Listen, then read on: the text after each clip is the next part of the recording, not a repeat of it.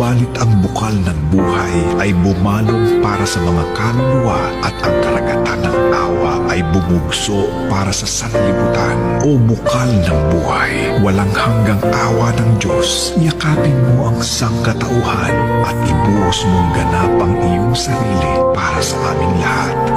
O banal na dugo at tubig na dumaloy mula sa puso ni Jesus bilang bukal ng awa para sa aming lahat, ako ay nananalig sa iyo.